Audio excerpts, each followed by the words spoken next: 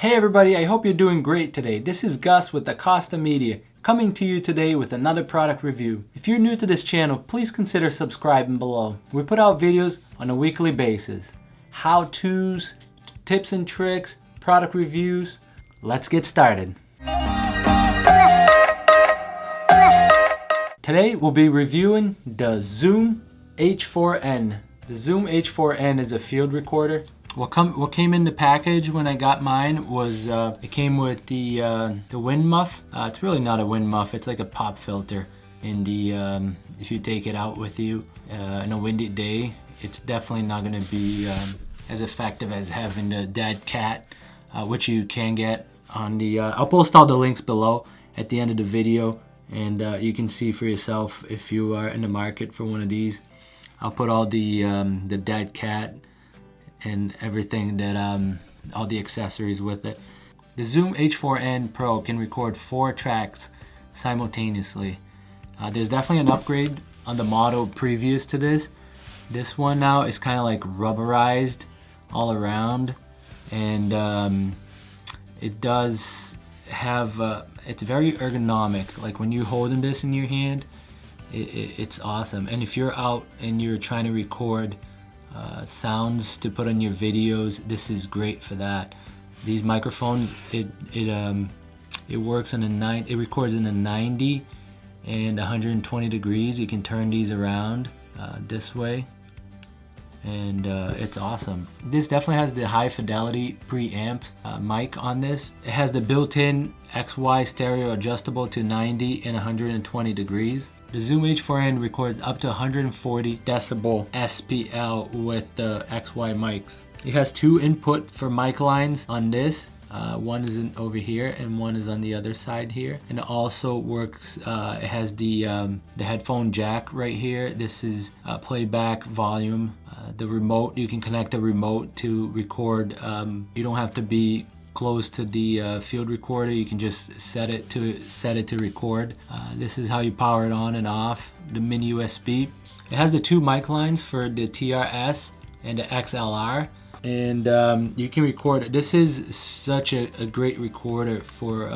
This is definitely a great recorder for an up-and-coming musician. So just a little tip here: if you end up getting one of these, you can only have up to 32 gigabyte SD card memory in it. If you do put one that's higher than that, it will not work. And I don't want you to get frustrated and think there's something wrong with your field recorder. It's not. That's just how it is.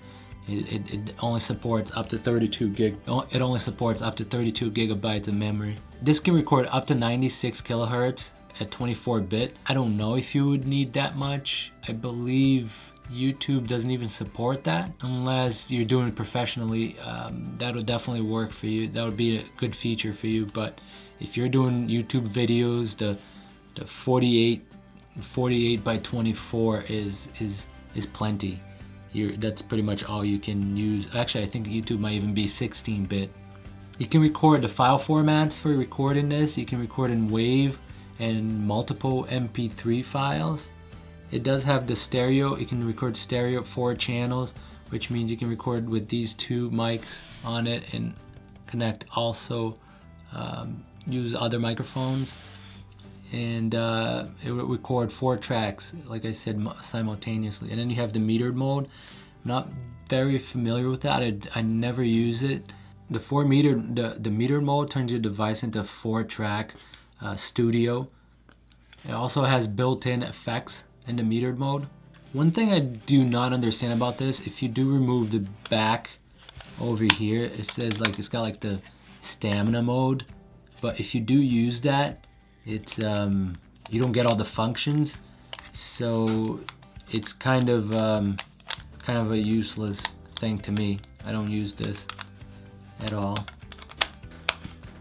This also, if you want to put your field recorder on a tripod, there's the 3/4 inch hole right here, which I do use a lot. Every time I'm doing a YouTube video or any video, I try to put the microphone on one of these, the field recorder on one of these. This is just like a backup in case my Video Mic Pro goes wrong, or my whatever microphone I'm recording with has a problem. I have a backup, which this is really not a backup. If you want to record with just this, but on your camera, it's a great recorder. And don't be fooled by this little guy here. The weight on the H4N is about 294 grams. It's not heavy at all. It's very comfortable in your hands. I like it. So you got your play buttons over here. So if that light is on right there, that means you're recording with the two microphones right here. If you have these other two lights, that means you got the XLR or the TRS plugged in. So just a little tip there, there's the stop play button here. You can skip tracks, and to record with this, you actually have to press the record button twice. This is definitely like a little more advanced field recorder. It's not like the H4N, the H1, which is another one that I love, that I'll probably be doing a review on that soon, because this is definitely the alternative to this. I would recommend this field recorder for an up-and-coming musician. If you do anything professional, you can definitely use this as well. But if you're just beginning, you do not need this field recorder. Obviously, I mean, if you can afford and get the best, it's up to you. But the H1 is perfect. You can do for interviews and for anything. Like you can use just like you can use this, you can use the H1. You just don't have as many features, I would say. There's not much difference in sound quality between the two, the H1 and the H4N. This just has more features, and if you're a musician, like I said, or you do podcast, this is great for that. And the price on this is $200, and I believe I paid, I don't want to say the wrong thing here, but I think I paid $199 for this, and it came with the pop filter, and they send you 2 AA batteries, which, by the way, this chews up batteries like it's nothing. So what I did is I got like rechargeable batteries for this, because I was going through batteries like it was tic-tac. It would be a good idea to invest on rechargeable batteries if you're thinking about picking up one of these. What I love about this is that it does what it's supposed to do very well. The cons that I have is that it feels cheap. What worries me about is this dial. There's the dial button right there next to the menu button and the record levels. If you press this is like a feature, like you scroll through this and then you have to press it down to go into menus, and it feels very flimsy. And this is all made out of plastic. It feels very plasticky, but it's nice that they put the rubberized cover over it. I don't know how durable this will be. I've had it for a while, but I mean, also if you take care of your stuff, it's gonna last forever. But just that button right there, that kind of worries me. Feels very cheap and flimsy. And I don't like when you can do that with the dials. You know, you scroll in and you can just press that too. I'm not a big fan of that. Who should be buying the Zoom H4N? Well, obviously it's for anybody, but I do recommend this for any musician, podcaster. If you're a beginner, I don't think you need this much, but it's definitely a great field recorder. So from the sound, I'm gonna do a little sound test with it, and the sound from the Zoom H4N now. So this is a sample audio with the Zoom H4N. Let me know what you think in comparison to the Video Mic Pro. I do use the Video Mic Pro most of the time, but I do use the Zoom H4N as a backup.